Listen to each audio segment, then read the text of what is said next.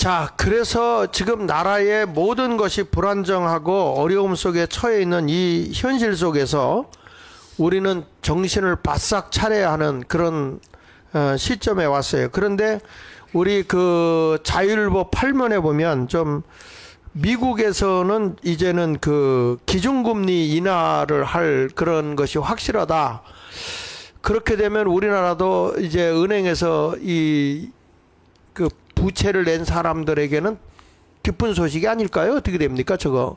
철의 이자를 내린다는 것은 결과적으로 미국 경제가 좋다는 거죠. 뭐 미국 경제도 저래 될 뿐만 아니고 미국이 저래 하면 전 세계에 똑같이 영향을 미치거든요. 네. 미국 금리가 올라가면은 결국 다른 나라도 금리를 인상할 수밖에 없는 그런 상태에 전 세계가 네. 단일 경제 시스템으로 되기 때문에 달러 경제가 중심이기 때문에 네. 다른 나라도 어쩔 수 없이 따라갑니다. 따라갈 수밖에 없는데 인하를 하면 뭐 우리나라 금융도 인하를 할 수밖에 없고 하게 되면 또 다시 시중에 돈이 많이 풀리겠죠. 돈이 자산 무조건 돈이 많이 풀립니다. 그렇죠. 그럼 풀리면 결국 인플레가 또 조성되는 것이고 그 돈이 또 다시 뭐 주식으로 갈 수도 있다 하는데 부동산으로 갈 수 있고 여러 가지 형태로 뭐 좋은 일만은 아닙니다. 돈 많이 빌린 사람에게는 뭐 좋은 소식일지 모르지만은 지금 종합적으로 생각할 때 여러 가지 또 부작용이 함께 동반되는 것입니다.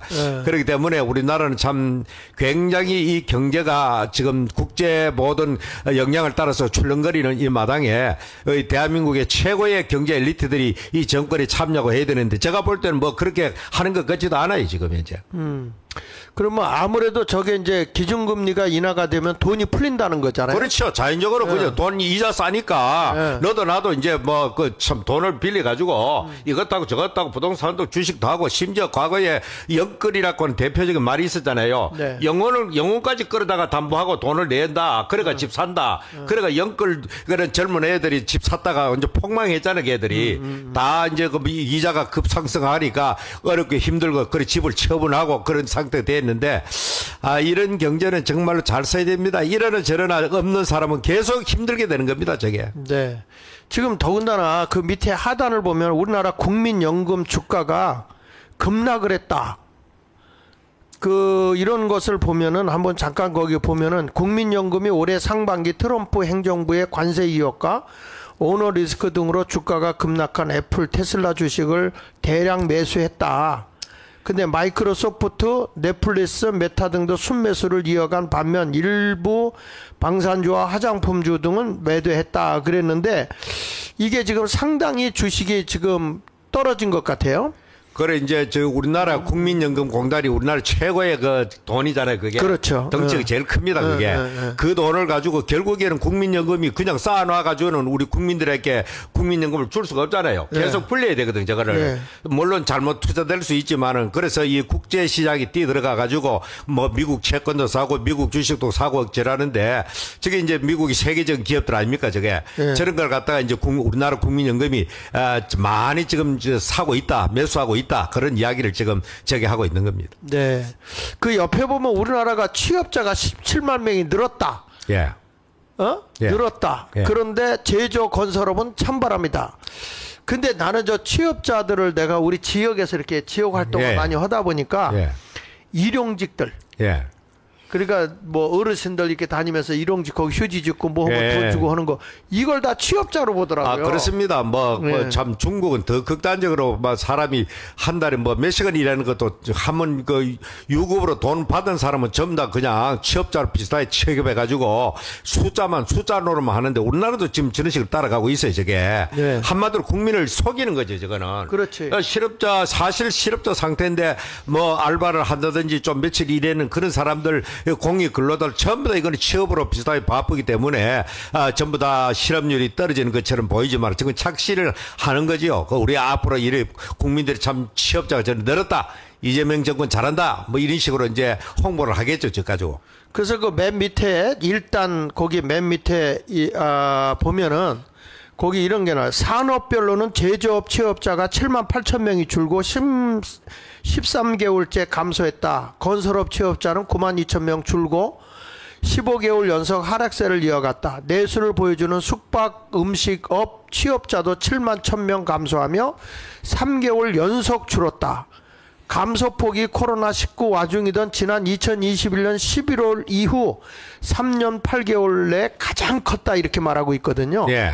그러니까 여기 보면 보건업 및 사회복지 서비스업, 전문 과학 및 기술 서비스업 등에서 취업자가 늘었다고 하는 걸 보면 그러니까 부녀자들 그 있잖아요. 예. 그 뭡니까? 간병인. 노인들 돌보는 거예요. 예, 돌봄이 예. 있잖아. 예. 그런 걸 가지고 이제 뭐 대구에 가면 우리 집 사람 뭐 동료들 친구들 또 그런 걸 활동을 60 넘어가지고 많이 하는데 그 전부 다 이제 그 뭡니까? 직업 취업하는 걸 간주되는 거죠. 그러니까 그런 생산성이 별로 없는 예. 저런 취업자가 복지에 투자되는 그런 게 많이 늘어났다는 겁니다. 그렇지. 복지 분야에. 예. 그러나 사실 국가 경제가 돌아가려고 하면 제일 중요한 게 제조업입니다. 예. 제조업이 안 돌아가면 그 나중에 가면 다 끝나요, 그게. 예. 제조업이 기본이 돼야만이 그 다음에는 또 건설과 나머지 금융이나 모든 게 연결돼 가지고 건강한 상태로 되는데 오늘 미국이 왜 저렇게 트럼프가 저렇게 난리 나고 전 세계 기업들 전부 다 미국 투자를 합니까? 중국 때문에 자기 나라 제조업이 다 붕괴됐거든. 맞아요. 붕괴되다 보니까 중국과 경쟁해가지고 못 이길 것 같다 이 말입니다.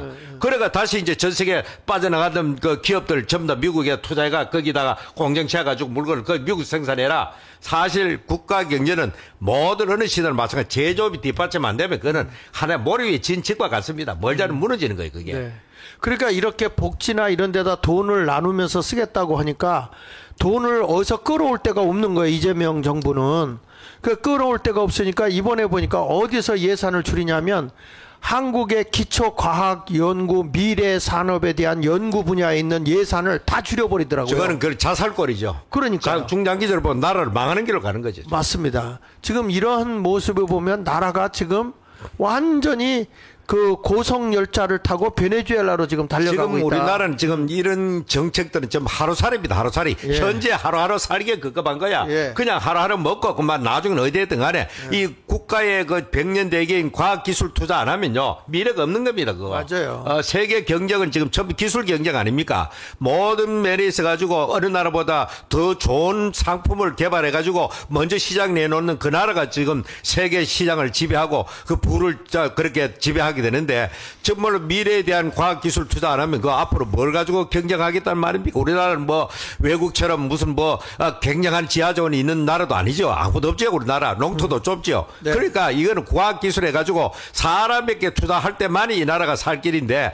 그것마저도 그거는 당장 따먹는 과일이 아니거든. 네. 투자하고 상당 후에 그 과실이 나온단 말입니다. 과거에 곽정희 대통령이 대덕 기술단지 같은데 그 과학연구소 그런 데서 많이 투자했기 때문에 뭐 그 열매가 지금 대한민국의 삼성이나 이런 아주 고도에 발달된 기업이 나온 겁니다. 그게. 그렇게 카이스트나 이런 게 계속 투자되기도 그런데 지금 그런 데 대해서 결국 이 투자를 마이너스 하면은 앞으로 뭐 되겠습니까 저게. 거기다가 이제 또 우리나라가 이면 상단을 좀 보면 중국 해커가 컴퓨터 해킹했더니 한국 정부 기업 침투 증거가 나왔다는 거예요. 그러니까 이게 뭐냐면 기업의 돈을 얼마든지 빼갈 수 있는 그런 모습으로까지 이게 보여진 거거든요. 거기다가 또 더 조사해 보니까 중국 정부 해커 협력 흔적도 발견됐다는 거예요. 그러니까 결국에 이런 모든 것을 보게 되면 지금 국내적으로도 상당히 경제적으로 어렵지만 지금 북한이나 중국의 그 해커에 의해서 정부나 기업의 모든 그 돈도 빼가고 이런 그 산업 정보도 다 훔쳐가는 것 같은 그런 모습이 오늘 이 뉴스에 그 자유일보 이면에 저게 나왔거든요. 그 내가 한번 좀 읽어볼 테니까 목사님 한번 설명을 좀 해보시죠.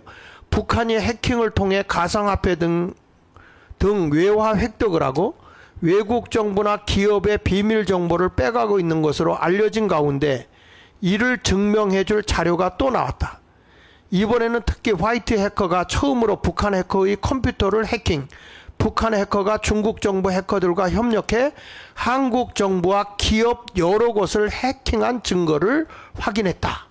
이렇게 나오거든요. 그래 뭐 북한 해커들이 저렇게 활동하고 우리나라에 돈을 털어가고 또 우리나라뿐만 아닙니다. 전 세계 모든 게 대사입니다. 저놈들이. 네네. 저런 건 어제 오늘 일도 아니고 오래전부터 그런 일이 있었죠. 이 모든 것이 주로 이제 저 사람들이 중국 심양 같은 데 저런 데 가가지고 이렇게 건물을 얻어가지고 저런 짓을 하고 있는데 그것도 이제 중국과 또 항상 연계될 수밖에 없는 겁니다. 범죄 집단하고 연계돼 가지고 결국에는 우리나라의 국가 기관이라든지 무슨 뭐 예를 들어 저런 데서 중앙선거관리위원회도 얼마든지 개입할 수 있는 거죠, 저게. 그렇죠. 그래서 참 한심스러운 것은 북한의 저 세계적인 저 해커 집단을 만든 귀한 것이 바로 한국 교회입니다. 평양 그 과학기술대학에다가 컴퓨터를 갖다가 마련해주고 말이죠. 그 과학기술자까지 뭐 교수까지 갖다 줘가지고 거기에서 오늘날 전 세계를 향한 그런 더러운 도둑질을 하는 해커 집단을 만들어낸 겁니다. 그 컴퓨터를 갖다 준 목사가 있죠. 소망교회. 소망교회 곽선희 목사가 그때 그랬다. 그랬죠. 그럼 뭐 다 아는 사실 아닙니까? 네네. 그래서 여기 보면 오른쪽 두 번째 단에 테크 크런치는 이번 사건은 김숙희의 내부 활동을 들여다본 거의 전례 없는 사례라며 그동안 보안 연구자나 기업들이 주로 데이터 유출 사건을 분석했지만 두 해커가 직접 조직 구성원의 컴퓨터를 해킹한 것으로 전해졌다. 이 컴퓨터에는 가상 머신과 가상 시설 서버가 있었으며 김은 북한 정찰 총국사나 해커 조직인 김숙희 소속이라 했다. 그러니까 이런 것들이 뭐 산업만만 아니라 우리가 계속해서 부정선거 있잖아요. 그래 뭐 부정선거 우리나라에 삼성 같은데 반도체 같은 거 그 기술도 빼나갈 수 있고요. 그러니까요. 뭐 안 할 거 뭐 할 게 없는 거예요. 저놈들은 실제적으로 코인 같은 거 북한에서 많이 빼돌려 갑니다. 예. 그거 가지고 저놈 나라는 도적 나라예요. 저게 국가 차원에서 범죄를 저지르는 게 저거는. 네.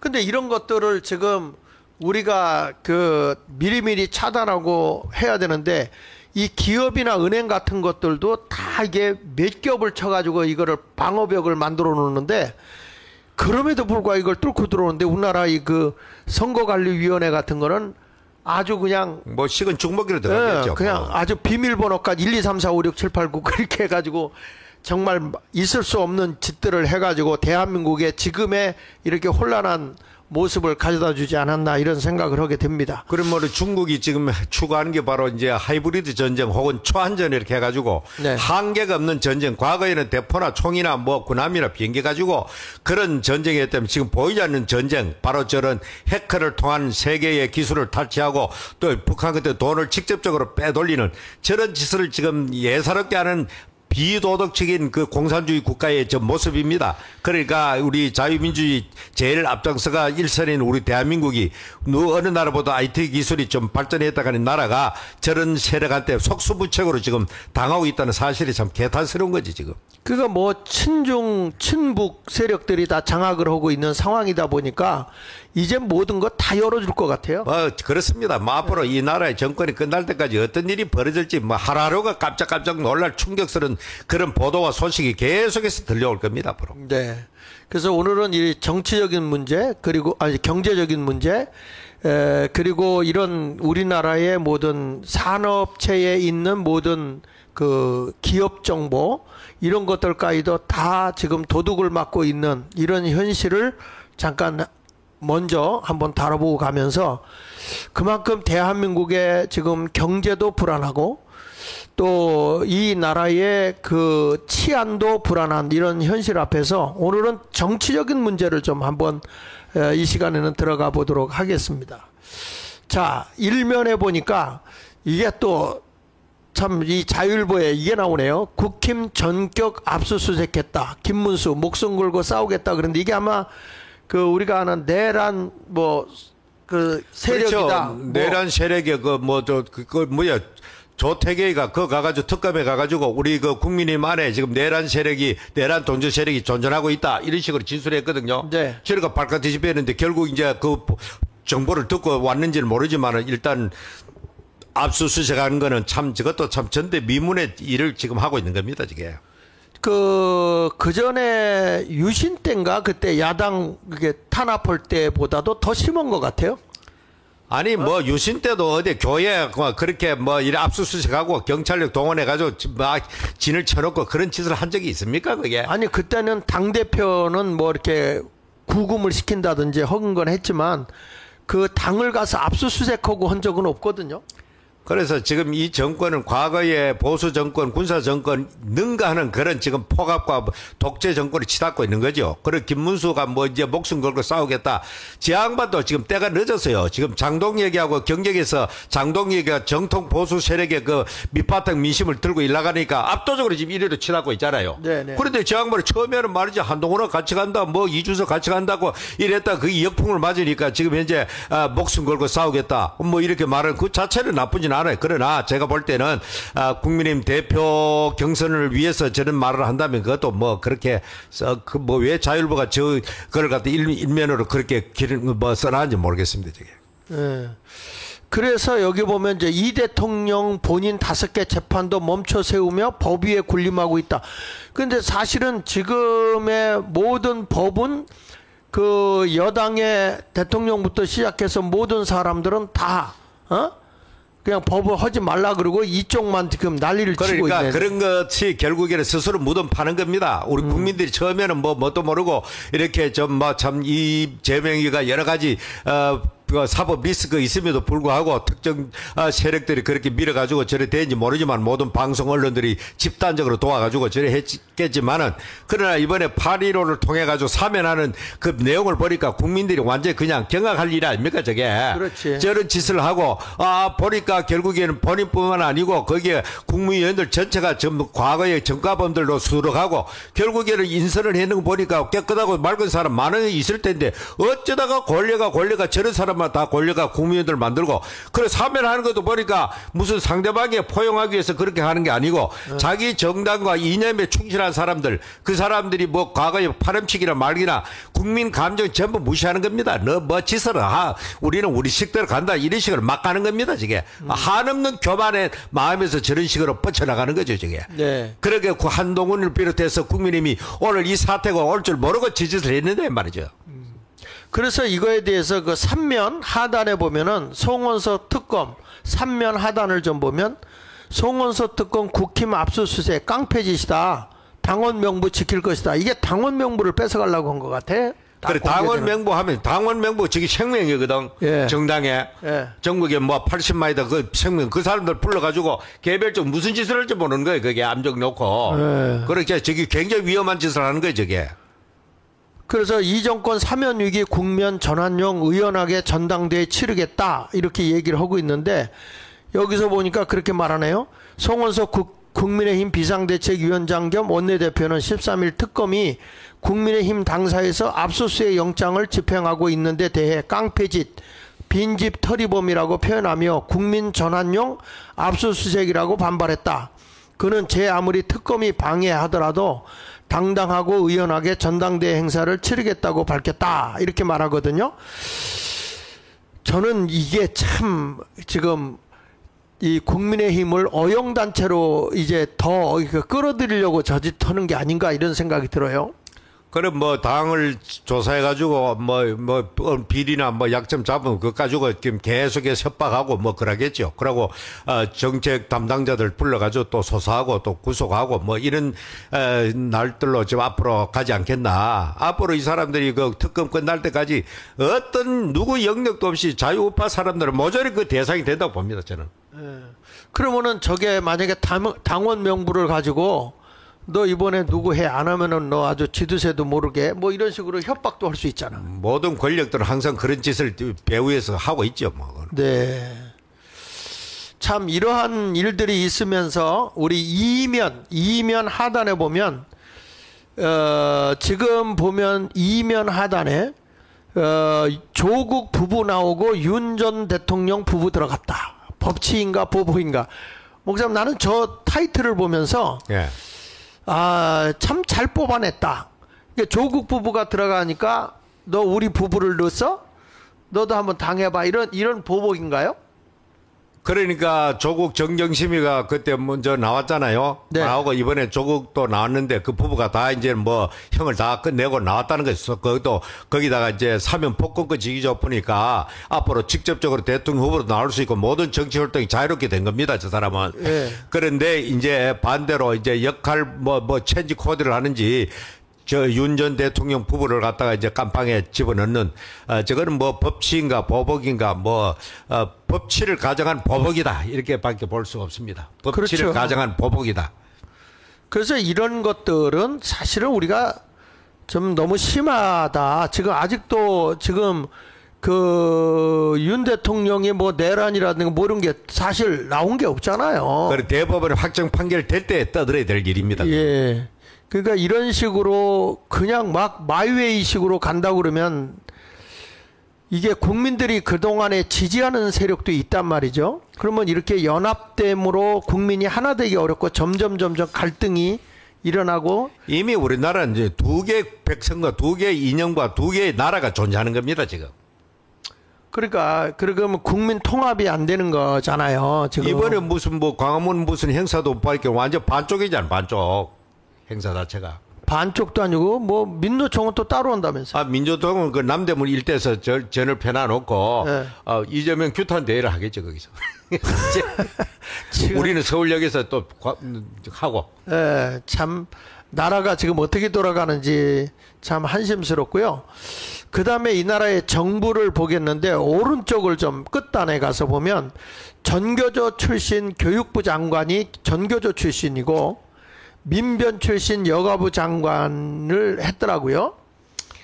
그러니까 자기 이념에 충실한 뭐 정교조 출신을 간 말할 것 없잖아요.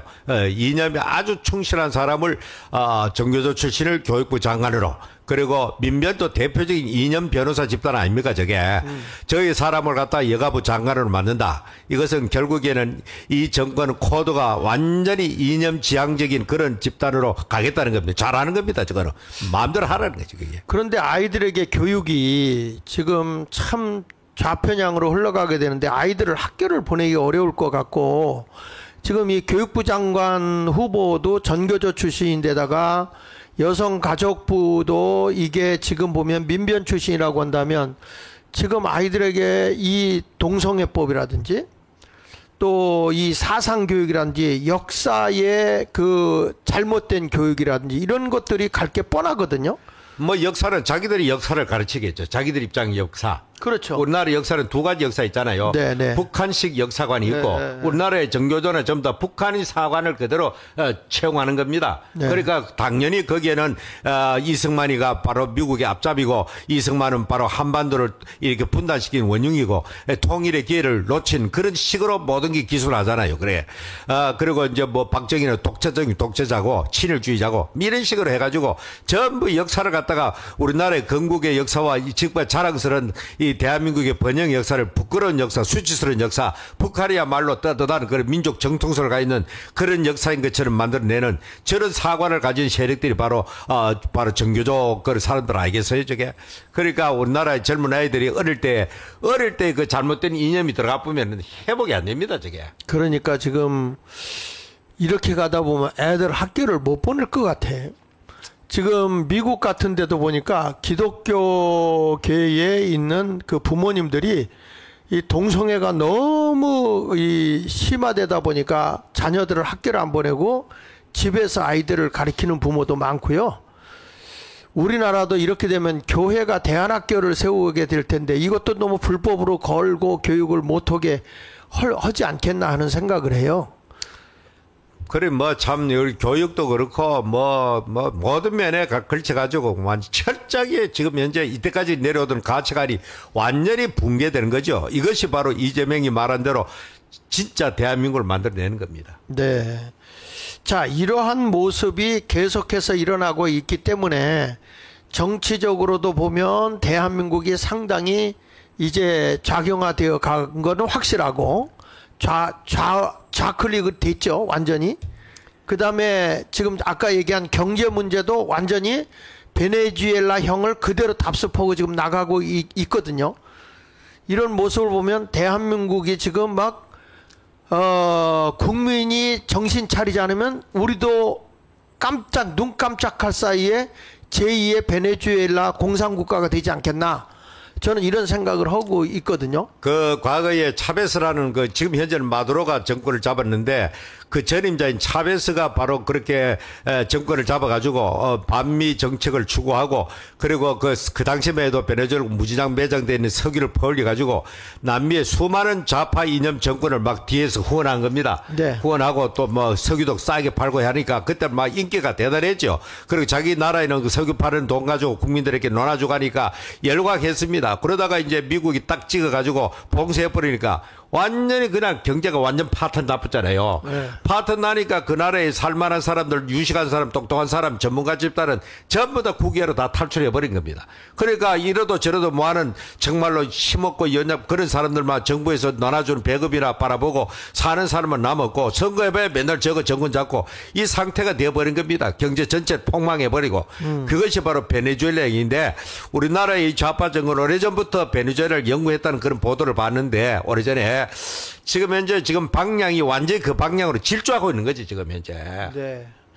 그러니까 지금 보면 경제적인 것도 그렇고 정치적인 것도 그렇고 완전히 이제는 우리가 자유민주주의나 자유시장 경제를 지켜내기 위해서는 우리 국민의힘도 저 장동혁 같은 사람 저런 분들의 투사들이 이제 나와야 되지 않겠어요? 그러니까 뭐 국민의힘에 이번에 후보로 나온 사람이 투쟁하는 것이 혁신이다 그랬잖아요. 투쟁과 싸우는 것이. 예. 그러니까 그동안에 국민의힘은 싸움, 투쟁에 대해서는 거리가 먼 사람들입니다. 예. 그저 원상에 자라난 그런 식물처럼 메가리가 하나도 없는 거예요. 메가리가. 예. 참 노지에서 자란 식물은 그 가뭄에도 이겨내고 아주 꿋꿋하게 버티는데 아주 그늘진데 응달진데 빛을 못 온상에서 자란 그런 것들은 맥을 못 쳐요 그거는. 네. 그러니까 국민의힘은 그냥 몸이나 사려고 내가 잘못하다 저것들한테 찍혀가지고 사법 처리 받으면 어떻게 할까. 그딱 그러세요. 정치는 말로 가는데 정치는 목숨 걸고 자기 이념을 위해 싸우는 게 정치인데.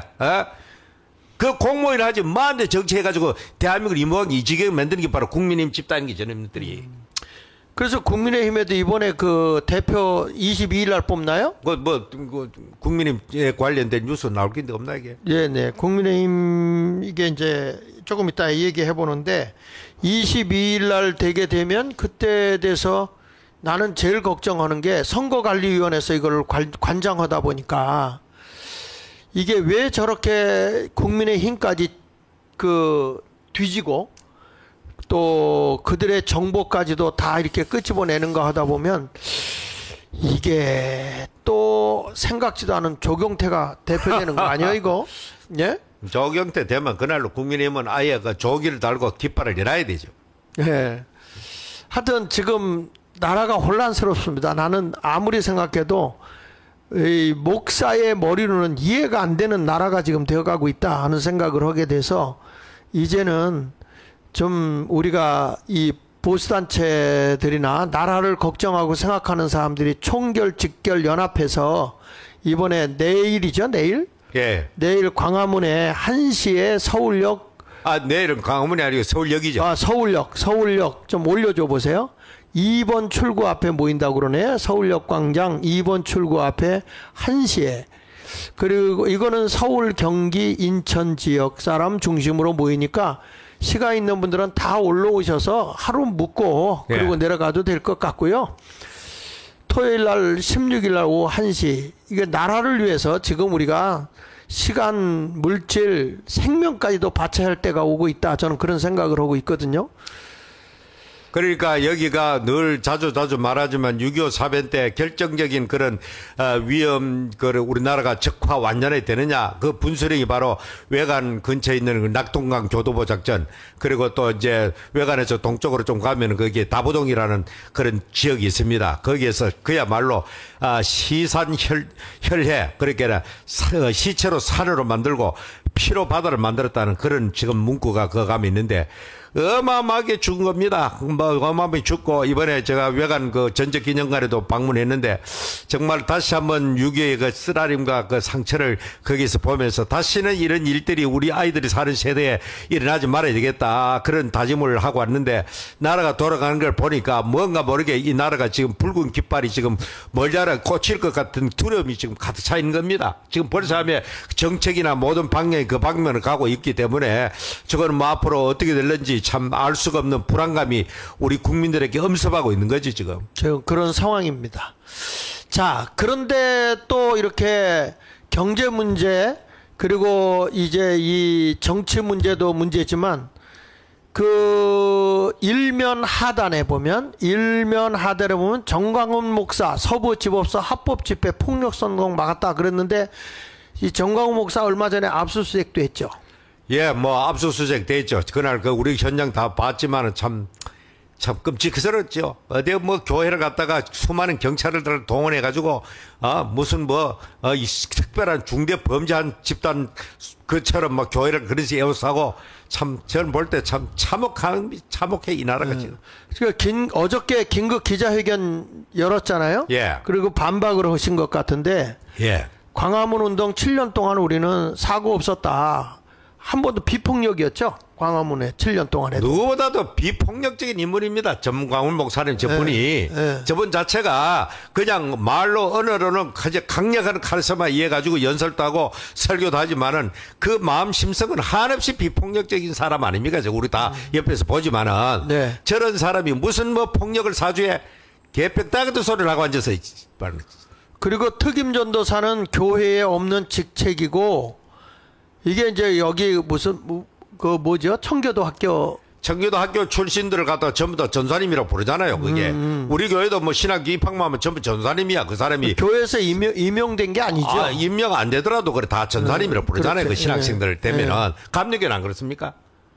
그냥 임명되지 않아서 자기 전도사다 그러면 전도사라고 불러주죠. 그렇습니다. 뭐 관례적으로 그냥 불러주는 겁니다. 관례적으로 그렇죠. 불러주는데 무슨 특임이라는 이름도 참 희한한 어디서 지낸 이름인지 모르겠어요. 저게 특임이 무슨 특임이야.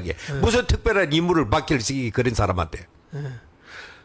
그 다음에 뭐 목사님의 설교를 통해서 가스라이팅을 그러니까 경찰 조서에 저런 비상식적인 그런 용어를 채용해가지고 저랬는데 저건 신조어입니다. 신조어. 과거에 한국 사회에서 없었던 단어입니다. 저걸 가지고 무슨 부정적인 이미지를 쓰이거든 가스라이팅 하는 단어 자체가 사람을 갖다 자기 어떤 의도에 따라 가지고 사람을 세뇌시켜가지고 좋지 못한 방향을 끌고 가는 이게 바로 가스라이팅인데 지금 뭐 설교를 갖다 가스라이팅 한다. 아니 설교는 하나님 말씀을 전해가지고 성도들 은혜를 받고 은혜를 받은 성도들이 자발적으로 헌금도 하고 봉사도 하고 애국도 하고 심지어 나를 위해서 목숨까지 바치는 거죠. 그게 은혜를 받은 성도가. 근데 그 설교를 가지고서 가스라이팅으로 몰아버리는 건 그게 뭐야? 그러니까 저거는 전부 흠한 지금 짓을 한 겁니다. 경찰에서 지금 아주 부적절하게 그 조서의 내용이 잘못 그걸 쓴 겁니다. 저거는. 그러니까 설교를 가지고서 사람들의 마음을 조정했다, 움직였다 그런 말이잖아요. 그렇죠. 뭐 설교를 통해서 소위 말하는 부정적으로 쓰이는 가스라이팅을 채용함으로 말미암아 전체가 아주 부정적인 이미지를 덮어 씌우도록 저런 용어를 쓴 겁니다. 저게. 쉽게 말하면 그 설교를 통해서 사람들을 선동했다. 바로 그거죠. 그거죠. 심리적으로 조정했다 이런 뜻이 한국의 목사들 전부 가스라이팅 하는 거야. 설교할 때마다 그게 그럴 때 됐다면. 그 하나님의 감동을 받게끔 설교를 하는 건데 나는 오히려 나보다도 정광훈 목사님은 하는 거 보면 설교를 하다가 설교를 마무리 짓고 뒤에서 하더구만. 예. 난 설교 중에 하거든요. 그게 더 큰 지금 접촉 사실이 되지 그게. 그러니까. 그래서 하여튼 간에 뭐 지금 현재 우리나라의 경찰들이 저런 용어를 쓰는 것 자체는 대단히 자기 나름대로 오점이 될 겁니다. 저게. 그래서 이제 그 경찰 압수수색 할 때 휴대폰도 그냥 딱 넘겨줬다고 그러더군요. 그래서 포렌식 해가지고 또 가져갔잖아요. 포렌식 하면 그거 다 빼가는 거 아닙니까 정보를. 그 증거도 없고 아무것도 못 찾았다 그렇게 얘기를 하는데 자꾸 이렇게 사람을 걸고 무슨 일 생긴 것처럼 하니까 어저께 기자회견 했군요. 그러니까 과거에 서부지법 사태 날 때부터 이거는 정광훈 목사 사랑제일교회 전사가 있다. 여기는 배우 세력이 정광훈이다. 그때부터 막 언론이 많이 보도됐잖아요. 그때도. 보도됐는데 그러면 당시에 그 마포 경찰서 그런 관할에서 많이 조사하지 않았겠습니까? 해봐도 없거든. 지금도 해봐야 없는 겁니다. 뭐 있겠어 그게 하지를 않았는데. 그래서 그 7면을 보면은 7면에 그 정광훈 목사 그런 얘기를 했네. 윤 전 대통령에게 서부지법 사태 지시받은 적 없다. 그러니까 아마 프레임을 그렇게 걸었나 보죠. 그렇습니다. 뭐 그런 식으로 만들어 가지고 아니 윤 대통령 그때 공수처에 의해서 체포된 상태 아닙니까? 예. 그렇잖아요. 네. 그런데 무슨 뭐 거기서 체포당한 사람이 어떻게 지시를 해요? 그러니까 말도 되지 않은 걸 갖다가 프레임을 만들어가 씌워가지고 속여가지고 국민들 선동하는 겁니다. 전부 다 저게. 예. 그 지금 여기 보니까 윤이 구속 상태였기 때문에 지시하는 것 자체가 불가능했다. 유튜버 지원금, 교회 나오는 생활 어려운 유튜버 도운 것, 또 사랑제일교회 정관에 불우이웃 돕는다는 내용이 있어. 근데 아니 뭐 사랑의 제일교회가 뭐 그런 게 있든 없든 간에 교회는 본연의 사명이 어려운 자 갇힌 자를 돕는 게 성경이 그렇죠, 됐잖아요. 그렇죠. 그게 네. 그 사람이 어떤 죄로 갇히든 간에 교회는 그런 참 성경에도 보면은 항상 그 갇힌 자를 기억하고 그들을 그렇죠. 돌보고 이것이 초대교회에서는 교회 아름다운 전통 중에 전통입니다. 그게 눈 멀고 병 들고 굶주린 자뿐만 아니라 옥에 갇힌 자까지 그렇죠. 돌보는 게 성경이잖아요. 예. 예. 그래서 여기 보니까 서부지구 수감자 영치금은 그들의 생활을 돕기 위해 지원했다 그런데 일부는 뭐 보니까 좀 저기 몇 사람에게도 헌거했지만 전체적으로도 도왔다고 하더라고요. 전체라도 이 균등하게 그런 말 교회 차원에서 예. 공식적으로 지불된 거죠. 그리고 이거는 뭐 지금 현재 잘 알다시피 정강훈은 거기에 당회장이 아닙니다. 행정적 당회장은 따로 있고 또 행정적 당회장 그 개통 아래서 재정부에서 수기해가지고 이거 결정해가 그렇게 지출된 걸로 그렇게 봐야 되지. 무슨 뭐 전 목사가 교회 돈을 마음대로 쌈짓돈 빼가듯이 저랬다 저런 식으로 아주 부적절하게 보도하고 있는 거죠. 네. 그러니까 여기 보면 그 가스라이팅으로 범죄를 유도했다는 주장에 대해서는 공개된 장소에서 합법적 내용과 방식으로 국가적 위기를 말한 것조차 가스라이팅이라고 주장한 일은 억지를 넘어 말도 안 되는 일이라고 반박했다. 저는 이 기사를 보면서 오히려 반대로 가스라이팅하는 것 같아요. 국민을 선동시켜서 반 전광훈, 그러니까 반 광화문. 경찰 조서나 언론들이 국민을 지금 가스라이팅 하고 있는 겁니다. 그러니까. 예, 저기들이 가스라이팅 하고 그러니까 이쪽이 가스라이팅을 당하는 거 아닌가요? 국민들이 당하고 있죠. 예, 지금 이런 거 없으면 광화문에 있거나 이런 것들을 지금 하고 있는 거다 이렇게 생각이 드네요. 그래서 여기 보니까 또 유튜버 지원금 논란에 대해서는 광화문에 나오고 생활이 어려운 유튜버들에게 10만 원 정도를 지원한다고 답했다 이랬네요. 이어 사랑제일교회 정관에 불우이웃을 돕는다는 내용도 있다. 기자분들도 어려우면 도울 수 있다고 설명했다. 이렇게 말했거든요. 그럼 사랑의 교회는 옛날부터 그 교회는 애국과 성교와 이런 걸 위해서 쓴다. 이런 게 다 약관은 되는 줄 알고 있습니다. 저도 그 전에 기억나는 게 뭐냐면 교회 이게 재개발된다고 했었는데 어느 정도 합의가 됐다고 그랬잖아요. 예. 그 합의됐다고 했을 때 합의된 돈에서 그 목사님들 은퇴한 목사님들 어려운 분들에게 예. 그때 100만 원씩 준 기억이 나요. 예, 그랬습니다. 그리고 나니까 또 장로들 가운데 우리는 뭐 우리도 굉장히 어려운데 왜 우리는 안 줍니까? 그래서 그 장로들에게도 50만 원씩 준 기억이 나요. 그러니까 참 난 옆에서 있어 보면 무슨 아니 난 정말 어느 때 보면 왜 저걸 하지? 왜 차라리 나를 주지. 나를 주면 연금이라도 좀 넉넉하게 쓰지. 이런 것도 없이 말이야.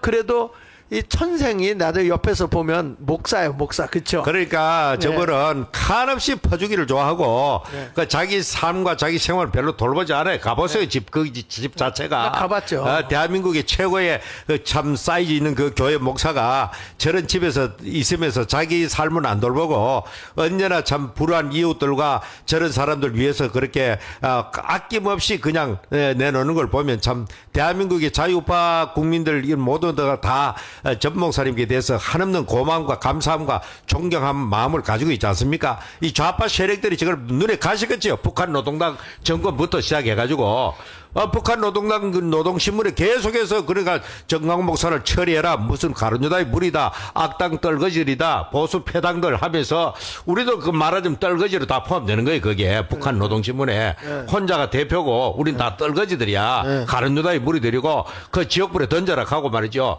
저런 짓거리를 하는데 우리나라의 언론들이 북한하고 똑같아. 그 받아가지고 계속해서 이제 애국하는 자유우파 그래 방공 정신이 투철한 교회들을 갖다가 극우다 있을 수 없는 그런 사회적 독버섯처럼 매도하는 언론들이야말로 이미 벌써 나라가 망할 대로 망했던 증거입니다. 이게. 그러니까 전 목사님은 그때 이게 보상금이 나온다고 해서 미리 다 나눠준 거잖아요. 나눠줬는데 결국 다 무산됐잖아요. 무산됐죠. 그러니까 그 받은 사람들이 좀 돌려주면 안 될까? 아니 지금 굉장히 어렵더라고 내가 이렇게 보니까. 늘 어렵죠. 늘 어려워요.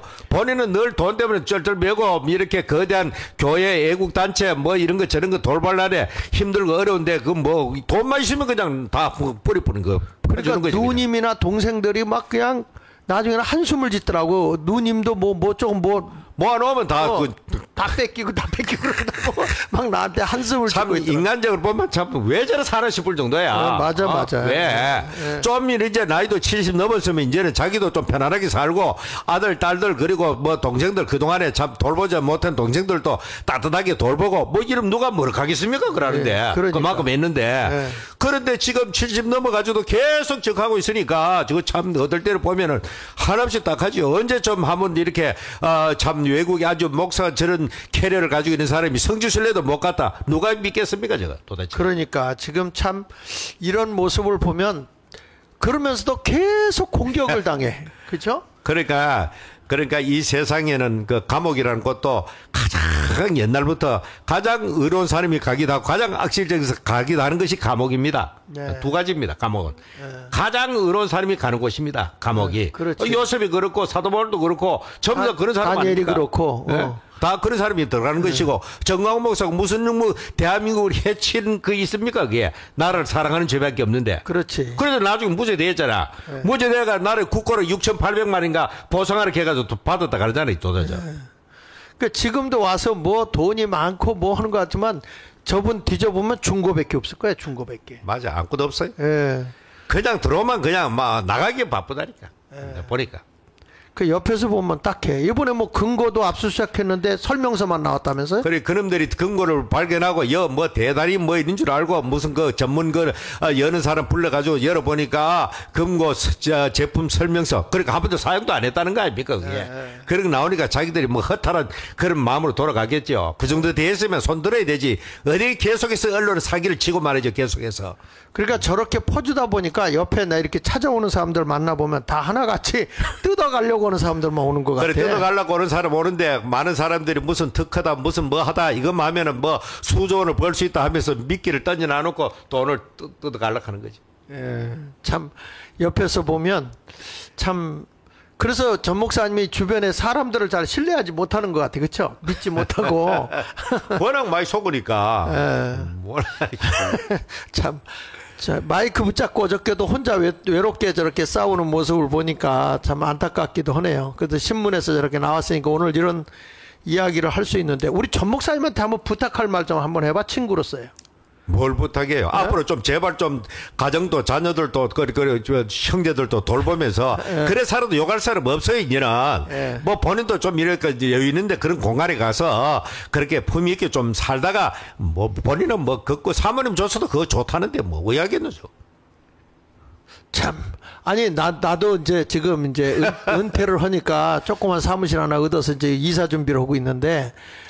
이 전 목사님 집에 지난번에 한번 이거 수색했다고 해서 한번 들어가 봤는데 들어가 보니까 그냥 그냥 상 하나 놓고 아무것도 없잖아요. 바닥에 앉아서. 참 요즘 그래 뭐 그렇게 해놓고 사는 그런 중산층만 되면 다 30평 아파트 들어앉아 깨끗하게 깔끔하게 살잖아요 그게. 아니 교회 사택에 그냥 바퀴벌레 기어나오는 데서 그냥 살고 있고. 참 기가 막힌 일이죠. 참. 왜 눈물 나는 거야. 눈물 나는 거야. 왜 저래 인생을 저렇게 한 번밖에 없는 인생을 저렇게 사느냐. 본인은 뭐 이미 이 세상 걸 다 초월했는 그런 삶을 산다고 하니까 별로 뭐 이 세상에 집착하고 싶지도 않고 결국 항상 자기 말한 대로 새하늘과 새 땅 새로 살림을 바라보면서 거기에 꽂혀가지고 사니까 땅 위에 것을 저렇게 산다. 뭐 아마 그게 틀림없는 이야기일 겁니다. 그게. 천국 가면 뭐 그냥 대골 같은데 살 것 같고 우리는 바깥에서 청소할 것 같은데. 아마 뭐 그때 가면 역전돼 가지고 뭐 저보고는 야 이놈아 네가 그래 그 조만한 교회 목회 가지고 그래 네가 그래 그런 아파트에 살면서 해가 되겠느냐? 예. 하여튼 참 대단한 그러니까 지도자 역할을 하고 있는 건 사실이에요. 제가 볼 때는 뭐 참 이 지구촌에 거의 유일무이한 인물이라 싶어요. 아니 그래서 나라를 그나마 광화문에서 지켜주고 있는 거거든요. 그러니까 그게 만일에 자기 사소론, 자기 삶으로 그 이익을 추구했다 하면 광화문의 이 현상이 지금까지 이어지겠습니까, 그게? 그러니까. 예? 그러니까 자기의 삶을 전부 다 희생하고 전부 다 던지고 하니까 뭐 그렇게 따르고 국민들이 헌신하고 따라가고 그렇게 하는 거죠, 그게. 그게 무슨 놈 가스레탕이라. 본인이 저 삶을 통해서 그 다른 사람들이 보여주니까 그 사람 따라가는 거지. 무슨 설교를 가지고 가스레탕이야, 그게. 예? 참 더러운 말을 써서 가스라이팅. 예? 아니 이제 역으로 그가 어떤 사람이 산에 가서 메아리를 칠 때 야호 하니까 저쪽에서 야호 야호 야호 야호 이렇게 울려오잖아요. 예. 근데 거기 가서 욕을 한마디 했대잖아. 예. 욕을 하니까 야 이 새끼야 그러더 저쪽에서 야 이 새끼야 이렇게 오더라는 거잖아. 아니 우리 어릴 때 우리 그 동네는 이리 평풍처럼 산이 둘러싸 있어요. 예. 어릴 때 그거 재밌더라고. 아무 좀막 똑같은 바주쳐 오거든. 그렇죠. 난 그런 거 많이 봤습니다. 그러니까 이번에 가스라이팅이라고는 저 사람들이 정광훈 목사님한테 딱 던졌는데 메아리가 돼서 오히려 그 지금의 정부, 지금의 수색하는 그런 쪽에서 오히려 가스라이팅을 하고 있는 것으로 그렇습니다. 보이잖아요. 예. 지금 국민을 선동하고 자기 파벌들을 선동하고 이런 짓을 해서 보수 우파나 나라를 사랑하는 애국자들을 해코자 하는 일들을 행하고 있다 이 말이죠. 네? 정말로 참 나라 사회가 어떻게 된 영문인지 나라를 사랑하고 북한 공산주의를 반대하고 그 연방제 통일을 막고자 몸부림치는 세력들을 향해 가지고 이 교회조차도 이제 자유를 가치를 추구하는 그 국민의힘조차도 극우라고 매도하고 지금 국민의힘은요 그런 세력이 정리 안 된 이상 영원히 희망 없습니다. 국민의힘은 단언합니다. 이번 전당대회를 통해 가지고 이 바깥에 있는 거리에서 투쟁하는 광화문 세력과 국민의힘이 함께 양수레바퀴로 끌고 가지 않으면은 국민의힘은 영원히 집권하지 못합니다. 저거는. 그동안 우리 정광훈 목사님이 그 재개발로 인해서 보상받아가지고 그 원로 목사님들 그 다음에 우리 장로님들 도와줬는데 여유가 되시는 분들은 돌려드리세요. 이자까지 쳐서 나라 위해서 쓰라고 이렇게 돌려주면 전 목사님도 힘을 얻지 않겠나 하는 생각을 하게 됩니다. 그래서 지금 나라가 이 꼴이 되다 보니까 하늘도 울고 땅도 우는 것 같아요. 그래서 그 밑에 단을 보면 덕적도가요 1시간 만에 물폭탄 149mm가 내렸다고 그러더라고. 그래서 이게 지금 보세요. 저는 어저께 방송을 하고 이제 돌아가는데 고가를 못 올라가게 하는 거예요. 네. 그래서 왜 고가를 못 올라가? 차가 어마어마하게 밀리더라고. 왜 그런가 했더니 비가 너무 쏟아지니까 그 고가로 해가지고 저 한남동 쪽에 거기 이렇게 내려가는 데가 있거든요. 그 동호대교 쪽에 그쪽 내려가는데 아마 물이 찼나 봐. 그래가지고 그 고가를 못하게 할 정도로 서울도 있는데 참 지금 저는 이런 그 천둥 번개치고 비가 막 쏟아지는 이것을 보면 대한민국을 보면서 하늘이 울고 있다. 국민들의 마음이 아닐까 이런 생각을 해요. 우리 대한민국의 현상을 상징적으로 지금 표시하는 거지 지금.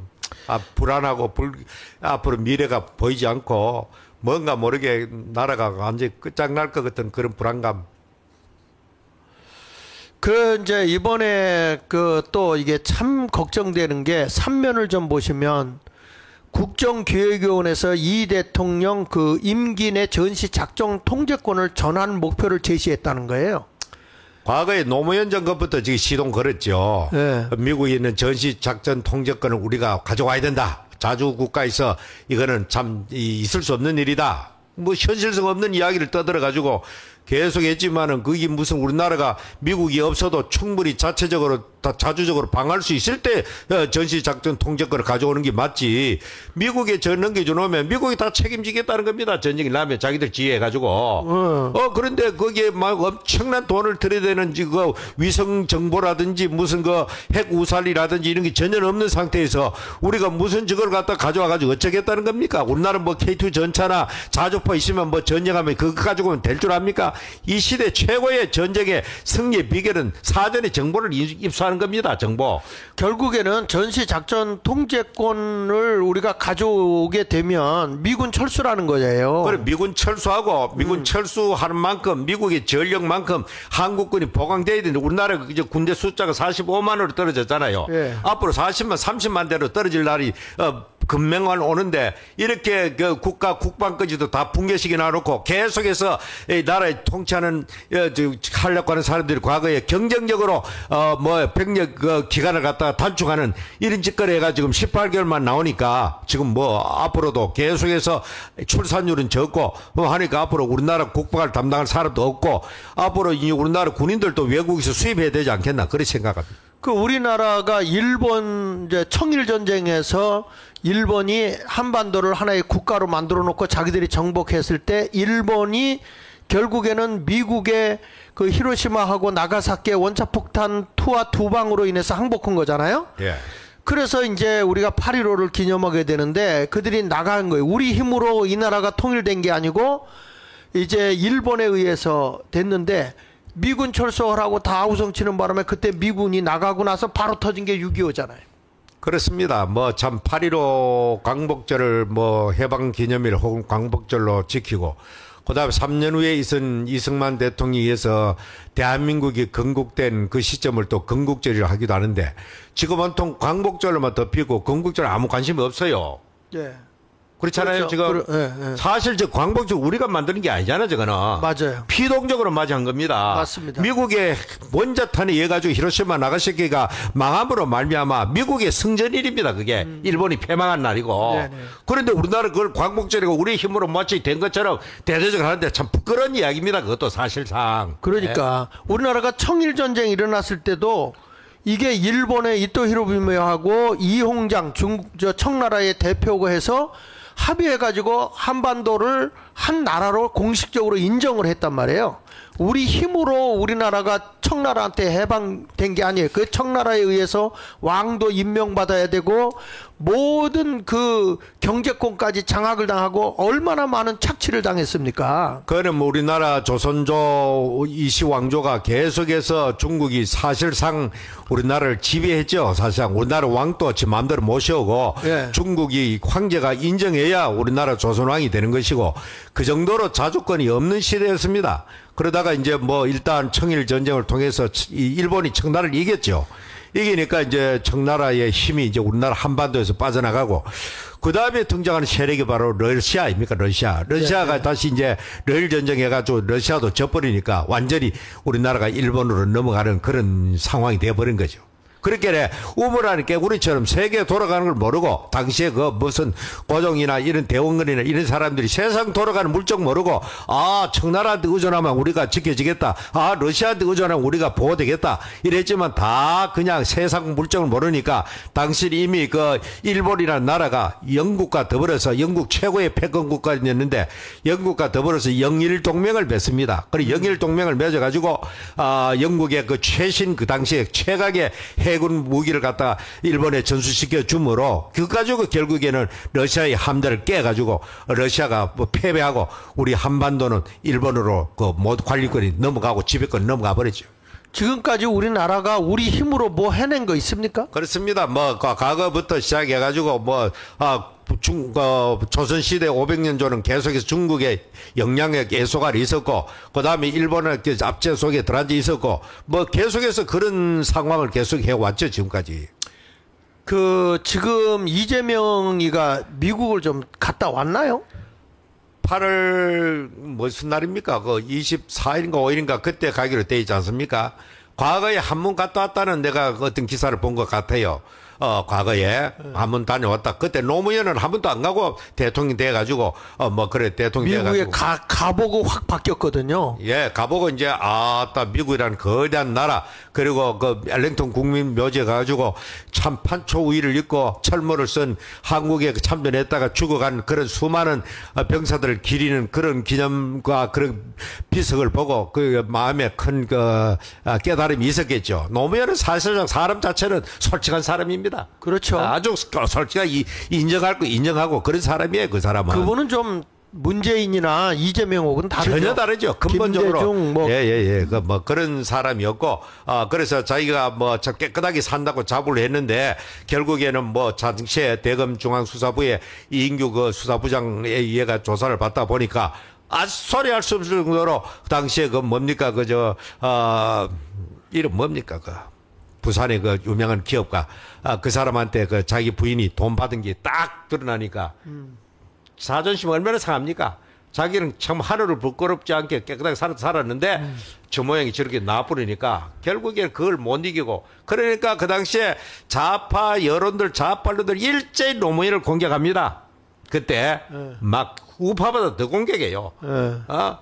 그래가지고 결국에는 이 노무현은 더 이상 내가 기댈 곳이 없다 그러고 생각하고 마지막 극단적 선택을 하지 않았나 그렇게 보입니다. 사람 자체는 정말로 우리나라 역대 누구보다도 아주 올곧고 깨끗하고 순수한 사람이었다. 난 그때도 이해가 안 되는 게, 만약에 그 낙상을 했다, 자기가 이제 뛰어내려서 그렇게 됐다, 예. 그러면은 헬리콥터가 와서 옮기는 게 정상이거든. 사람이 들쳤고 어떻게 뛰어가요? 그렇게 전직 대통령쯤 되면 뭐 그런 언제든지 그 긴급 조치할 수 있는 그런 있어야 되는데, 뭐 어찌된 영문인지 뭐 좌우지간 우리나라 미스터리한 사건이 뭐 한두 가지입니까? 뭐 그 과거에 있었던 뭐 노회찬이라든지 정몽헌이라든지 그 전부 다 우리가 아직까지 참 의문을 많이 가지고 있잖아요, 그게. 자, 그 다음에 사면을 좀 보면, 그래서 25일 날 한미 정상회담, 한미 동맹 중대 전환점 될 수 있다 이렇게 나왔는데, 미국이 한반도 전문가들 지적하는 게 있어요. 주한 미군 활동 반경 확대 의미, 전략적 유연성, 동맹 현대화, 핵심 의제 결과 따라 미래가 달라질 수 있다 이렇게 나왔거든요. 그러니까 가서 뭘 양보할지 고소할지, 그런데 이런 외교의 협상 능력이 있겠어요? 그러니까 이번에 가서 제 우선적으로는 얼마 전에 타결됐다고 하는 그 관세 협상 있잖아요. 네네네. 이게 이제 대통령과 최종적으로 사인하는 거죠, 이게. 네네. 서명하는데 하나 이제 다른 거는 거의 다 뭐 그렇게 양국의 특별한 이견이 없는 것 같은데, 우리나라에 이제 30개월 이상 된 쇠고기하고 그리고 쌀을 갖다 전면 개방하는 거하고, 이게 이제 우리는 막았다 하거든, 우리나라 네네. 협상단은. 네. 트럼프는 전면 개방이다 이런 식으로 이야기한단 말입니다. 그 품목을 가지고 내려올 때 그거 가지고 한미 정상 간에 여기 충돌날 가능이 많습니다. 그렇죠. 그래서 이 문제를 갖다 그렇게 어떻게 정리하느냐. 그 다음에는 이제 한미 동맹 관계를 새롭게 정의하는 소위 한미 동맹 현대화라는 단어를 썼거든요. 한미 동맹 현대화. 과거에는 우리나라에 주둔하고 있는 주한 미군은 6.25 직후에 맺어진 동맹의 조약에 따라서 북한의 제 남친 시기에 있으면은 한미 연합군이 그냥 북한을 격퇴한다. 그런 입장에서 북한만을 바라보고 우리나라의 주한 미군이 주둔한 겁니다. 네. 그래 세상이 많이 바뀌었고 70여 년 세월이 지나가지고 이제는 세계가 과거는 전혀 다른 세상이 됐다 이 말입니다. 네. 그때 6.25 때 실질적으로 초기에는 북한 김일성 군대와 남한 군대와 싸웠지만 나중에는 유엔군과 중공군이 싸웁니다. 거의 전쟁 대다수는 중공군하고 유엔군이 싸우는 그런 상황이 됩니다. 네. 그러니까 당시에는 이 중국군이 우리나라 남침한 침략군이 규정돼 가지고 유엔으로부터 계속해서 그런 딱지를 받았지요. 네. 받다가 이제 뭐 세상이 바뀌어 가지고 중국이 결국에는 대만 대신에 유엔에 가입하고 그렇게 또 상임이사국 되면서 세상이 완전 바뀌고, 또 미국이 또 중국을 키하자가 오늘날 그 G2라는 저는 이름을 가질 만큼 미국의 위협이 되는 국가가 되니까, 미국은 이제는 안 되겠다. 한반도에 주둔하는 미군을 북한만을 견제하는 세력이 돼서는 안 되겠다. 과거 6.25 직후는 우리나라 군대가 형편없었지만은 지금은 그 경제력에 걸맞게 북한을 압도하는 재래식 무기를 갖추고 있잖아요. 공군력은 사실 북한은 없는 게나 마찬가지입니다. 해군력도 마찬가지고. 네네. 북한에 유독 조금 뛰어난 거는 남한보다 그렇죠. 그런 나름대로 할 수 있는 건 잠수함 세력밖에 없는데, 그래서 저거는 너희들끼리 막아라. 북한의 남침은 재래식 군대 가지고 나오는 거는 너희들 한국군이 충분히 막을 수 있다. 우리는 뭐 핵으로 공격해 오거나 무슨 그 정보자산은 너희들에게 도와주겠다 계속해서. 그러나 주한미군은 앞으로 중국을 견제하는데 집중하겠다. 그래서 만일에 중국이 대만을 침공할 때는 한국에 주둔하고 있는 주로 공군력이죠. 그게 오산에 있고 군산에 있습니다. 이 전투 비행단을 갖다가 중국 그 전쟁에 우리는 참여할 수 있도록 우리는 쓰겠다. 이 한국이 주둔하는 미군 기지를. 만일에 그때 가가지고 우리나라가 그러면 우리나라도 중국이 공격을 받으면 우리가 피해 입는데 그 좀 곤란한데요 하면은 그래 그러면은 내가 이 나라에 미군 군대가 주둔할 필요가 없다 철수하는 거죠. 그러니까 이게 참 문제예요. 그동안에도 그 미군들이 와서 우리나라에서 사격 연습하려고 그래도 그 할 수 있는 장소를 제공하지 않아서 굉장히 어려움이 많았다고 얘기를 하더라고요. 예. 자, 거기서 보면 오른쪽 맨 끝단에 보면 둘째다. 앤드류 그 브루킹스 연구소 한국 석자는 요런 당부를 했더라고. 주한 미군의 전략적 유연성의 범위와 조건을 정의함에 있어 대만 유사시를 중심으로 대화가 진행될 경우 이견이 발생할 수 있다면서 이 대통령은 트럼프 대통령으로부터 북한과 대화하기 전 한국과 협력할 것이라는 확답도 받아야 할 것이라고 밝혔다. 그러니까 우리를 패싱하고 북한하고 다이렉트로 미국이 직접 만나가지고 핵 담판을 해버리면은 우리는 참 죽도 법다 인 거지. 그렇죠. 우리는 중국으로 그냥 예속되는 거 아니에요? 아니 그러니까 북한의 핵을 갖다가 트럼프가 만나가지고 그래 너희 더 이상 만들지 마라. 미국에 도달하는 ICBM 만들 생각하지 마라. 지금 현재 가 있는 건 핵은 갖다 인정할 테니까 이런 식으로 해버린 순간 우리는 완전 벌거벗은 신세가 되는 거죠. 그렇죠. 그 얘기를 지금 당부한 거잖아요. 그렇죠? 그 다음에 그 밑에 로버트 랩슨 전 주한 미군 대사 대리는요, 이런 말을 했어요. 트럼프 대통령은 최근 한국과의 무역 투자 거래에서 승리한 것을 공개적으로 확인하고 한국의 안보 지출 확대와 전략적 유연성에 대해 압력을 가하려 할 것이라며 이 대통령은 무역 투자 합의와 안보 기여 등과 관련한 트럼프 대통령의 요구에 효과적으로 대응하는 것이 중요하다 이렇게 말했거든요. 근데 이 대통령이 이 협상 능력이 이게 트럼프하고 되겠습니까? 이 큰 기업을 경영했던 트럼프고. 그러니까 트럼프란 인물 자체가 역대 어떤 미국 대통령과는 전혀 다른 인물입니다. 미국 대통령들이 큰 나라를 할지라도 그래 외교적 언어를 씁니다. 다른 나라하고 정상회담할 때는 마음에 안 들어도 그냥 점잖은 표정을 짓고 웃고 악수하고 이것이 미국 역대 대통령들의 모습입니다. 트럼프는 전혀 달라. 그냥 젤렌스키 불러가지고 위에 옷 군복 비슷한 거 티 사서 더 입고 왔다고 꼭 복장이 뭐 이래? 너를 우리 미국을 존경하지 않아? 너는 미국에 대해 고마움을 몰라? 싸가지가 없어 그 말이거든. 그래 밥도 안 먹고 쫓기나 갔잖아 그때 정상회담 왔다가. 세계 역사에 그런 일이 있습니까? 정상회담에? 없지. 그러니까 남아프리카 공화국 대통령 왔을 때도 뭐 이상한 거 비디오 돌려놔놓고 흑인 백인 학살하는 장면 그게 나중에 남아공이 아니고 다른 나라더라고 이게. 맞든지 안 맞든지 돌려놔놓고 상대방을 조지놔놓고 그냥 완전 묵사발을 만드는 거죠 그게.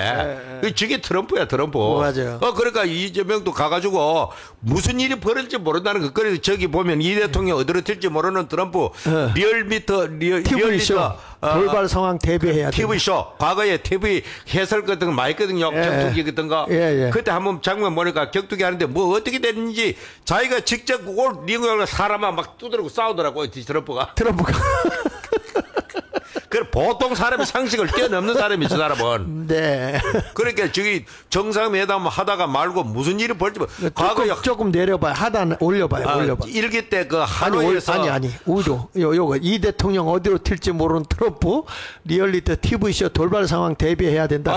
트럼프 일기 때도 그 하노이에 김정의가 3일간에 걸쳐 가지고 기차 타고 끝까지 가가지고 그때 갈 때는요 문재인이가 그랬겠죠. 너 5번에 가가지고 쌓이면 잘하면은 고생도 행복 시작이야. 우리는 분명히 가면 뭐 반드시 타길 돼. 이래가지고 김정은은 가슴에 들떠가지고 평양역에 나오는 자기 저 지기자가 환호하면서 대거 자기 그 참모들 데리고 몇몇 차를 가는 게 사실 기차 몇몇 타는 게 끔찍하잖아요 그거. 그렇죠. 생각 미국에 뭐 10몇 시간 비행기 타도 두 번 다시 타고 싶지 않는데 저런 식으로 갔는데 그거 가가지고 그 당시 존 볼턴이라는 그 코수염 난 그 사람이 파토노기에서 북한에 감춰놓는 영변 말고 강성이라는 다른 핵 비밀 그 센터가 있는 거예요, 그게. 영변에 사실 구닥다리고, 김정은 이거 나 폐쇄할 테니까, 이제 뭐 다 타결하자. 이러니까, 갑자기 미국이 존 볼턴 제신 그걸 꺼내니까 깜짝 놀라는 거지, 북한도. 그 놀래가지고, 그래가지고 뭐 몇 마디 하다가 말고 트럼프가 버뜩 일날 나가버리는 거예요. 한나 만나 소리도 없이. 예. 아마 그것도 세계 정상회담 역사의 유래가 그렇게 이 김정은이 멍하게 가지고 멍 때리다가 나오면서 막 분노가 뭐같이 치밀어 가지고 집 밑에 있는 충성에 있는 사람이 있어요. 그 당시 외교 담당 있는 사람. 그 사람도 다 숙청해 버리고 문재인 보고 그때부터 이 삶은 소대가리약 하고 난리지긴 겁니다. 그 분풀이를. 야, 이 새끼, 네 말대로 내 된 게 뭐 있어? 개새끼 말 내가 자존심 뭐가 상하고. 그래가지고 막 개성공단이 그 연락사무소 니 누르고 폭파시켜버리고 반 미친 듯이 지금 일을 저지른 거죠. 그때부터. 그러니까 이 김정은이 생각할 때도 문재인 말 듣다 내 신세 조졌다. 그 말이거든, 그게. 근데 저 트럼프의 생긴 모습하고 정광훈 목사 생긴 모습하고 비슷하지 않아요? 뭐 얼핏 비슷한데 성품은 좀 다르죠. 저 사람은 아니, 저분은 정치인이고 정광훈 목사님이야 목사니까 좀 다른데 외형적으로 보면 키 크기도 그렇고. 그렇죠. 덩치랑 모든 걸 보면 뭐 그렇죠. 그럴 만한 인물이죠. 뭐 예. 트럼프하고 우리 트럼프 대통령하고 우리 정광훈 목사하고 만나가지고 이 양국 간의 현안을 좀 논의했으면 좋겠는데 뭐 그런 날이 있을지 모르겠네요. 둘이 만나면 대화가 잘 될 것 같아요. 잘 되죠. 그 코드가 맞죠. 코드가 맞으니까 뭐 일이 뭐 이야기 잘 풀릴 수도 있겠죠. 뭐. 그 정광훈 목사 손도 보면은 소뚜껑만 하잖아요. 그러니까 뭐 신발도 보니까 뭐 완전 뽀도 아입됐다. 구두 뒤창을 만나 잘라가 옛날에 접착을 신는데 이제는 아예 자르는 슬리퍼 같은 거 신고 되기도 구두를. 그렇게 나온 신발이에요. 그래요? 예. 맞춘 게 아니고. 저런 그 있는가 저게? 네, 있어요. 하여튼 모든 면에 독특한 참 사람이야. 네, 네. 자, 우리 14면 좀 이렇게 골치 아픈 얘기만 하지 말고 재밌는 얘기도 한번 해봅시다. 이번에 그 맨 밑에 보면 14면 맨 밑에 보면 세종시 고교생이 12면에 네 12면 하단에 보니까 맨 밑에 세종시 고교생이 민생지원금으로 소방관에게 커피 기부를 했다. 뜻깊게 썼네. 예. 지난 겨울 전통시장 화재 때 애써주신 소방관들에게 보답했다고 그렇게 나오네요. 좋은 일이네. 예, 우리 고등학생이 말이죠. 그 고등학생들에게도 이게 민생지원금 그 지역에서 쓸 수 있도록 나오잖아요. 예. 그걸 가지고 우리 그 소방관들에게 이렇게 좀 따뜻한 커피 50잔을 기부했더라고요. 예. 그래서 참 이렇게 선한 일을 하는 우리 학생이 있다는 거에 대해서 고교생이 있다는 거에 대해서 너무 대한민국이 아직 소망이 있구나. 그렇죠? 그런 아름다운 소식이 신문에 많이 보도돼야 되는데 네. 맨날 짜증나는 거 뭐 싸우는 거 그냥 막 그래서 그 맨 오른쪽에 거기 보면 세종시 관계자는 이 학생의 나눔은 단순히 기부를 넘어 소비를 통해 이웃을 응원하고 공동체를 지키는 착한 소비의 모범 사례라고 평가했다. 김전수 북부 소방소장은 학생의 따뜻한 응원이 소방관들에게 큰 힘이 됐다며 시민과 함께하는 안전하고 따뜻한 소방서를 만들어 가겠다. 이렇게. 그래 그런 커피는 한 잔 받으면 얼마나 참 눈물겹습니까 저게. 그러니까요. 자, 이렇게 보면 참 우리나라는 아직도 젊은이들에게 이런 따뜻한 마음이 있어요. 그렇습니다. 우리 젊은이들은 상당합니다. 젊은이들은 분별하는데 문제는 4050 이 개같은 새끼들 세대 때문에 지금 나라가 망조를 든 거야 지금. 전부 다는 안 그렇겠지만은. 네네. 그래 4050 세대가 집단적으로 이런 좌파 정권을 만들어 놓고 지금 대량으로 지금 실직 상태로 돌아가자는 자기들입니다. 그게 피해들이. 그렇습니다. 결국에는 힘을 가지고 있는 자들이 함부로 막 하면 나중에 다 그의 인과응보로 오는 거 아니겠습니까? 그러니까 모든 것은 다 심는 대로 거두는 겁니다. 심 때 선을 심으면 선을 거두는 거고 악을 심으면 악을 거두게 되는 겁니다. 그래서 우리가 이런 모든 것을 알고 좀 바르게 좀 삶을 살아가도록 했으면 좋겠다 하는 생각입니다. 오늘 그 14면에 보니까 이런 게 나오네요. 복지 팽창으로 실업수당 폭증 이렇게 나오네요. 14면에 보니까 여기 이런 말이 나와요. 문제는 정부가 복지 대상을 더 넓히려 한다는 점이다. 34세 이하 청년이 자발적으로 이직할 경우 생애 1회 구직급여를 지급하는 방안이 대표적이다. 고용노동부조차 이 정책이 매년 5천억에서 1조 원의 추가 재원을 요구할 수 있다고 인정했다. 2030 세대는 상대적으로 현 정부에 대한 지지도가 약하다. 결국 정치적 인기를 의식한 단기적 처방이 장기적 재정 안정성을 심각하게 훼손할 수 있다는 경고음이 울리고 있는 셈이다. 근데 여기 보면 첫째, 복지 재원은 어디서 오는가? 이게 막 돈 퍼주기 지금 하고 있거든요. 예. 근데 목사님, 제가 그 도시의 그 노인정들 있잖아요. 예. 거기 갔더니 이번에 돈 15만 원씩 줬잖아요. 예. 25만 원 준 사람도 있고. 노인들은 뭔지도 모르고 완전 이재명 따봉이요. 뭐 그렇게 하는 것 같아 보이기는. 이거 막 가서 이렇게 만나보니까 얼마나 잘하냐 이거예요. 우리한테 이렇게 돈도 주고. 예? 쎄고 빠지는 놈. 그러니까 이게 뭐, 이게 돈이 어디서 나오느냐, 나중에 우리 자손들이 다 빚이다. 그래도, 그건 알 바 없고, 지금 우리가 쓸 돈이 생겼어. 막 이러는 거예요. 그러니까 국민 정신을 완전히 타락시키는 겁니다. 그러니까 완전 거지근성을 갖게 하고, 결국에는 우리 후손들에게 빚더미만 물려줘가지고, 베네수엘라로 가는 정말 거린 생활하게 만드는 나라가 되고는 게 아니냐. 참 비참한 나라. 예. 결과는 뻔합니다. 그렇죠. 이 정권 좌파 이념 가지고 정책을 하면요, 그럼 무조건 망하게 돼 있습니다. 네. 이 지구촌이 다 그랬잖아요. 예. 유럽의 동구라파로부터 러시아까지 전부 다 망했기 때문에 처음부터 공산주의를 버렸잖아요. 거기도. 중국도 공산주의를 계속 가다가 나라가 폭망할 것 같으니까 등소표에 나가지고 자, 검은 고양이든 흰 고양이든 지만 잘 잡으면 된다 해가지고 문 열어라. 그래가지고 개방하고 그렇게 자본주의 시장 경제를 도입해가지고 정치는 우리가 공산당 일당 독재를 하고 나머지는 전부 다 시장 경제에 위임한다. 이래가지고 순식간에 이러고 올라오다 보니까 신비 사람 나타나가지고 좀 자기 공산당 위협한 그런 마음이 드니까 다시 공산당 원래의 모택동 시기로 돌아가다가 폭망하고 있는 겁니다. 중국이.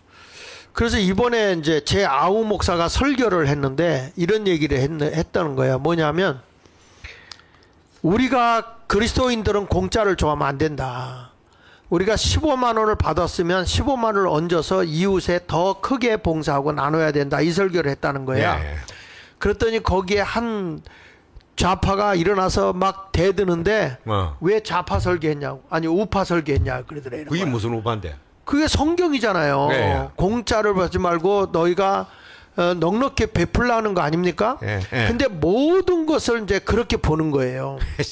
그러니까 이게 참 그래서 내가 이따가 야 그런 사람 뭘 데리고 그냥 내쫓아버려. 내가 그렇게 얘기를 했는데. 아니 동정 목표도 앞으로 정확하게 정체성을 가지고 목회해. 확실한 정체성을 갖고 합니다. 하는데 그런 놈들이 끼서가 안 되지 그게. 아니 우리 교회도 내가 이런 나라 설교잖아요. 이어폰 꽂는 놈이 아직도 있어. 예? 설교 시간에 이어폰 꽂아버린다고. 그러니까 지금 우리나라가요 아직도 사람들의 의식 상태가 아직 멀었어. 난 그래도 지금까지 붙어 있는 게 기적이라고 봐. 그러니까 우리 국민 자체가 옛날부터 내려오는 그 참 아주 좌파에 쉽게 동화될 수밖에 없는 우리 민족 DNA가 있습니다. 민족 DNA가 사촌 논사면 배 아프다. 잘난 놈들 꼴을 못 보는 거야. 네. 무작 꼴을 못 보고 무조건 뺏어야 되는 거야 이게. 네. 그래서 여기 보면 두 번째 했다는 보세요. 첫째로는 복지 재원은 어디서 오느냐 이거고 둘째는 거기 좀 크로즈업 시켜서 둘째 거기 보니까 복지 수요 확대와 기업 활력의 균형이 무너지고 있다. 청년 고령층 특수 고용직에게 문을 넓힌 복지는 언뜻 포용적인 정책처럼 보인다. 하지만 실업급여 확대만으로 구조적 문제를 해결할 수 없다. 기업 현장에서는 인건비 부담으로 고용 자체가 위축되는 현실도 되짚어야 한다. 그 지금 회사 운영이 됩니까 지금 그 모든 뭐 상법 통과시키고 노란봉투법 하고 그 다음에 또 그 회사에 많은 해를 입혀도 보상할 수 없고 보상을 신청할 수도 없고 기업을 뭐 기물을 파괴시키고 고장 내놔도 의도적으로 와서 고장 내놔도 그거 못하는 거 아니겠어요? 그러니까 뭐 그것도 그렇지만 지금 현재 그 당장 지금 현재 우리나라 건설 현장에 지금 포스코 ENC 저기 지금 뭐 사망 사고 때문에 이재명이가 탁 찍어 가지고 이건 앞으로 면허 취소시키든지 그렇게 하라 이래 가지고 전 100몇 군데의 산업 현장에 142군데. 다 문을 닫고 올 수도 하고 있거든. 그러면 하청들은 어떻게 돼요? 하청들과 거기 맨날 왔다 갔다 하면서 일용직 근로자들 있잖아요. 네. 건설 현장 전부 일용직 근로자나. 맞아요. 하루 벌어먹고 하루 사는 사람들. 이런 사람들 전부 다 그 사람들 손가락 빨리 생기는 거지. 그리고 거기뿐만 아니고 나머지 DL이라 한 건설도 마찬가지. 그 DL도 상당히 규모 큰 회사인데 그런 식으로 해가지고 사망사고 하면 누가 그 목숨 걸고 사업을 하려고 하기 잘못하는 살인으로 덮어 씌우잖아. 살인으로. 그러니까요. 타살이라고 타살, 사회적 타살이라고. 그리고 누가 그런 일을 위험 부담을 안고 사업을 경영하려 하겠어요. 우리나라 아마 건설 회사들은 전부 다 앞으로 몸살이고 사업도 뭐 철수할 가능성이 많습니다. 그러면 나는 이런 생각을 해. 이재명 그 주변에 있었던 사람들이 자살하거나 많이 죽었잖아요. 예. 예? 예. 그렇게 되면은 대통령도 그만둬야 되는 거 아니야? 뭐 그건 자기가 전혀 상관없는 사람이라까지. 상관없기는 다 관계되어 있는 사람. 아니 지금 그 기업주들도 상관없는 사람 아닙니까? 말도 안 되는 일이죠, 전부 다. 하청에다 맡겨놓은 거 뭐 여기서 고용한 것도 아니고 하청에 하청으로 내려간 건데. 그래 우리나라 건설 현장이 지금 보니까 뭐 외국인 근로자로 다 덮여 있고 외국인 근로자들을 우리하고 달라가지고 그 규정과 규칙을 아무리 강조해도 준수가 잘 안 된다는 거예요, 그게. 언어도 잘 안 통하고. 언어도 잘 안 통하고 뭐 헬멧을 이렇게도 안 덮어 쓰고 안 쓰고 매달 열대지만 그런 데 돌아다니다가 맨발로 돌아다니고 막 하여튼 엉망이라 아무리 말해도 안 된다는 게. 너무 더우니까 지금 뭐 헬멧 쓰겠어요? 그 불편하고. 그래서 뭐 참 저거는 어쩔 수 없이 그 국가 기관에서 잘 감독할 책임이 국가에 있잖아, 국가. 네. 국가 관리 감독 잘하고 그리고 기업은 철저하게 계도하고 그렇게 하고 그런데도 불구하고 뭐 우발적으로 사고 나는 그것까지 어떻게 하겠어, 그 기업이. 어? 그럼 아이고 전부 다 교통사고는 위험하다가 전부 버스 다 중단시켜보고 택시 뭐 사고 난다가 전부 택시 올 수 없이 시켜보지. 그 뭐 이런 일이 있어요, 나라가 지금. 자, 그 다음에 그 옆에 보면 뭐 문재인 5기에 국민 임명식까지 한다? 광복 80주년에 오른쪽 위에. 네. 이게 뭐예요? 목사님.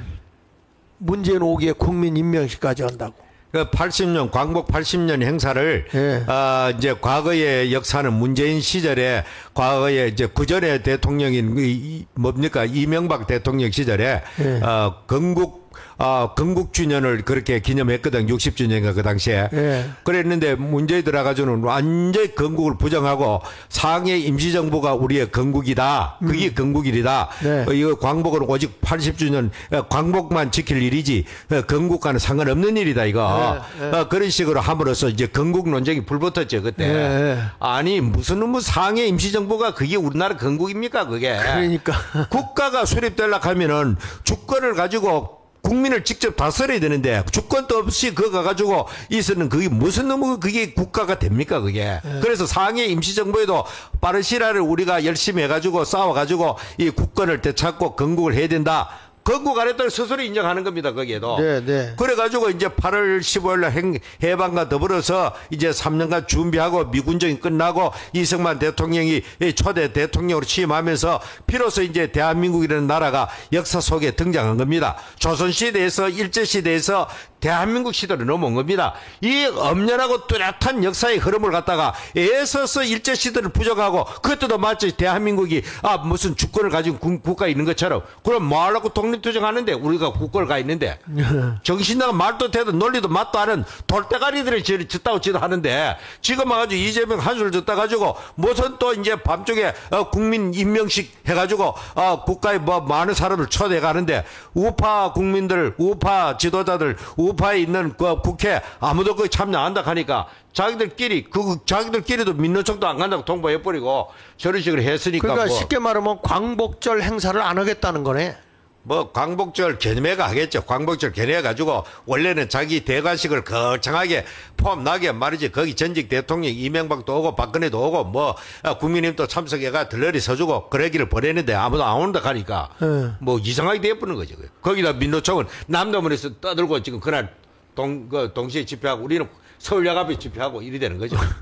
그러니까 광복절 행사보다도 오히려 국민 임명식을 더 크게 하겠다는 거 아니야 지금.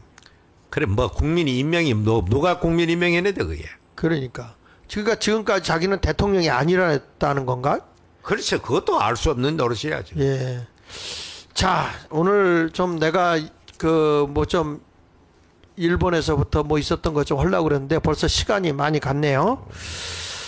자, 목사님 이제 말씀할 수 있는 거 어디냐? 저 마지막 15면에 그 북한 인권 보건소 그 발간 이것도 안 한다. 통일부가 왜 있느냐 이렇게 사설이 실렸더라고요. 그러니까 통일부는 이름만 갖고 있을 뿐이고 지금 북한 인권보고서에서 북한이 지금 어떤 상황이라는 걸 알려야 되는데 이걸 일체 못하게 하는 것 같아요. 그러니까 좌파 정권만 들었으면은 북한에 대해서 납작하게 엎드리고 김정은 네. 눈치나 보고 북한 인권에 대해서는 건드리지 않는 겁니다. 건드리고 유엔에가 결해도 기권하거나 뭐 그런 식으로 반대하거나 그런 식으로 처신하고 그래서 우리나라는 북한 저 권력층에 대해서 아부하는 거죠. 실제적으로 우리 대한민국은 북한에 신음하는 우리 국민들, 북한 백성들과 상대해야 되는 겁니다. 그들의 고통을 헤아리고 그들의 고통에서 벗어나도록 그렇게 해야 되는 게 마땅한데도 불구하고 계속해서 북한 정권 잡은 북한을 착취하고 지배하는 그 세력과 더불어 연대해가지고 계속해서 북한의 그 밑에 잘못된 독재를 정당화시키는 그 일만 계속하고 있는 겁니다. 네. 그러니까 지금 이런 것을 보면 그 통일부가 북한 인권 관련 새로운 증언을 확보하기 어렵다는 핑계를 대고 있어요. 그 말도 돼도 안 소리죠. 뭐 북한은 뭐 인권이 뭐 인권에 갈 거 어디 있습니까? 그는 뭐 그러니까. 그 북한 전체가 하나의 거대한 감옥인데 그게. 그러니까 정동영이가 지금 통일부 장관 됐잖아요. 그래 뭐 그 사람 하는 일은 뻔하죠. 뭐 불어봐도 뻔한 거지. 네. 다 예상했는데 그런 사람 다 세우는 겁니다.